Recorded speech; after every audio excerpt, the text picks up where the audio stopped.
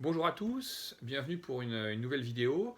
Aujourd'hui, on va s'attacher à un personnage historique de la ville, une abbesse de l'abbaye Notre-Dame de Joie. Alors, c'était difficile de choisir, mais j'en ai pris une qui est intéressante parce qu'on a vraiment un cheminement, on peut avoir un cheminement assez clair dans sa vie et dans sa biographie. Alors, il s'agit de Suzanne de Pleuc du Timeur, qui a été abbesse entre 1689 et 1705. Donc vous voyez, on est à la toute fin du siècle, on est encore dans le siècle de Louis XIV, mais on est sur cette fin du XVIIe et sur les premières années du XVIIIe siècle. C'est la 19e abbesse. L'abbaye de la Joie a été fondée au XIIIe siècle par Blanche de Champagne. On avait déjà évoqué cette fondation dans la vidéo où l'on parle du gisant de Blanche conservé au Louvre-Lens. L'abbaye de la Joie, c'est une abbaye cistercienne, c'est-à-dire qu'elle suit la règle de Saint Benoît, c'est-à-dire que c'est ce qu'on appelle une vie régulière. Ce ne sont pas des religieux qui vont dans le monde, mais qui vivent cloîtrés à l'intérieur d'un édifice et qui se consacrent uniquement à la prière. Et qui donc ont une vie extrêmement réglée, avec des temps précis qui se partagent entre la prière, le temps de travail et le temps pour se reposer et autres. Donc on a une règle extrêmement précise qui a été mise en place par Saint Benoît et qui a été d'une certaine façon aussi qui a connu des évolutions puisque à la fin du XIe siècle, eh bien, se met en place à partir d'un monastère qu'on appelle Cîteaux, un ordre qui va donner le nom des cisterciens. Leur maître spirituel, ce sera Saint Bernard. On est beaucoup plus tard. Là, on est en 1112. Et l'abbaye de la Joie, et le choix est fait par l'abbesse, par la fondatrice, la duchesse Blanche, de placer cette abbaye sous la règle cistercienne. Alors revenons au XVIIe siècle. Suzanne de Pleuc est née en 1625. C'est la fille de Sébastien de Pleuc, qui est le premier marquis du Timeur. Alors ce n'est pas le Timeur ni le Timor, c'est le même mot comme à Denbon, pas du tout. C'est un lieu qui est alors à l'époque dans le diocèse de Cornouailles. Aujourd'hui, il est dans le département des Côtes-d'Armor. Sébastien de Pleuc a une connaissance, a une petite notoriété, puisque c'est lui qui a mis le pied à l'étrier à Sébastien le Balpe, qui deviendra son notaire et qui est un des meneurs de la célèbre révolte des bonnets rouges à la fin du XVIIe siècle. La mère de Suzanne, c'est Marie de Rieux. La famille de Rieux est une famille extrêmement importante, famille du Morbihan, une famille de très haute noblesse.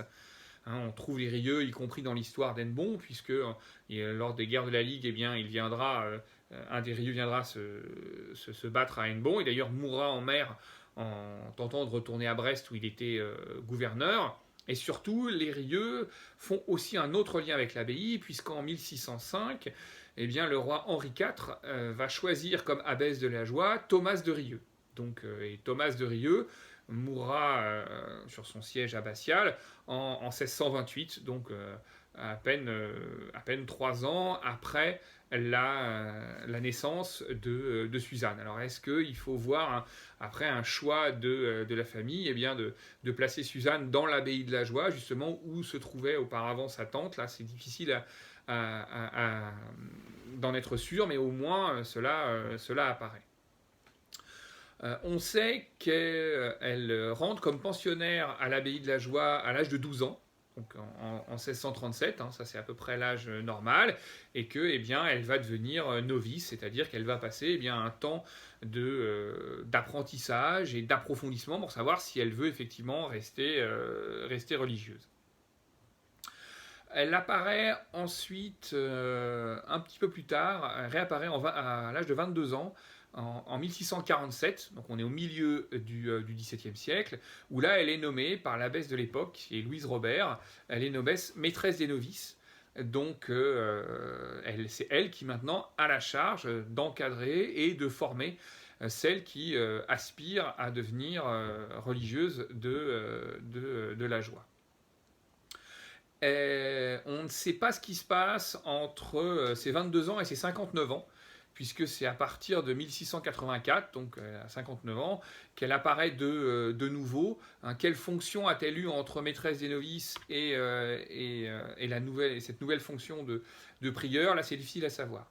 En tout cas, elle est nommée prieure par l'abbesse Madeleine Le Coigneux.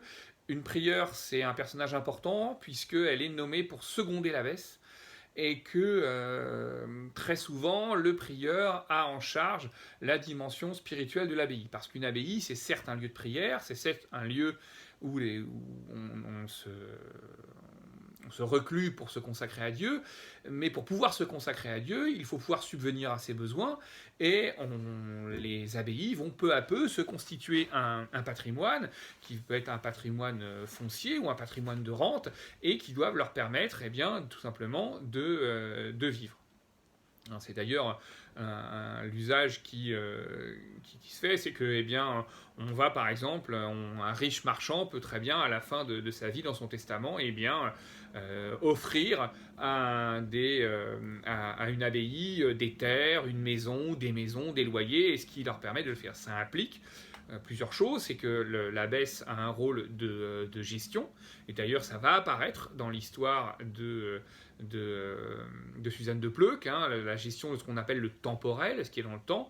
Hein, eh bien, c'est tout simplement, on a beaucoup d'affaires où il faut gérer des rentes. Hein, on a une rente qui doit venir de Pont-Calais qui ne rentre pas, enfin l'argent ne rentre pas, donc elle se bat pour pouvoir faire rentrer cet argent-là.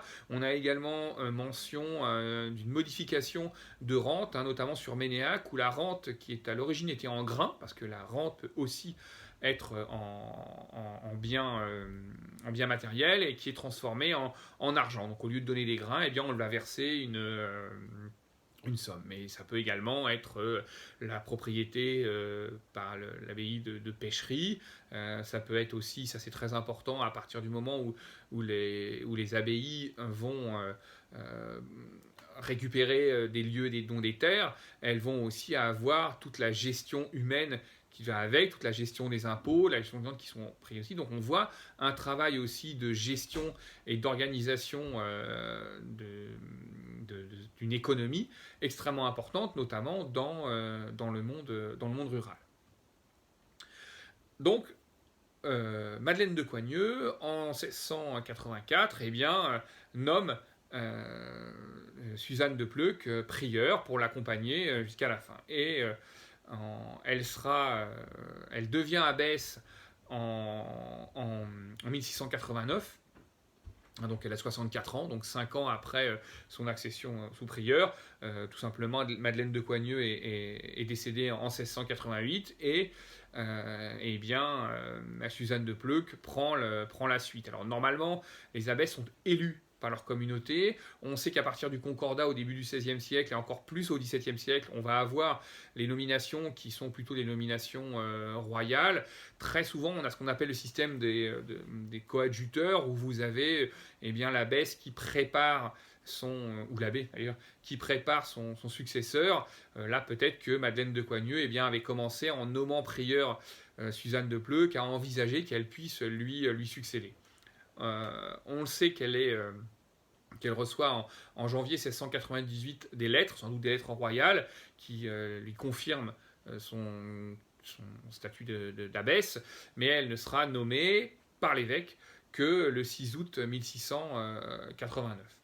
Au cours de son abbatiat, on a déjà évoqué un petit peu ce qu'elle avait réalisé. Hein, il va y avoir d'autres éléments, notamment c'est elle qui va intervenir en 1694 sur le logis abbatial. Donc là, on a chance de conserver ce bâtiment, hein, qui est le grand bâtiment U qui a logé à la fin du 19e, au début du 20e siècle, et tout le 20e siècle, des palefreniers. Hein. On a à trois endroits, le timbre avec cette date qui est gravée dans la pierre de tuf.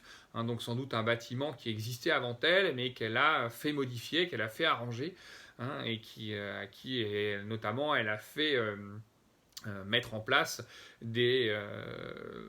faire poser des décors en pierre de calcaire, hein, cette pierre de la vallée de la Loire ou de la Saintonge, hein, qui rend le bâtiment extrêmement lumineux.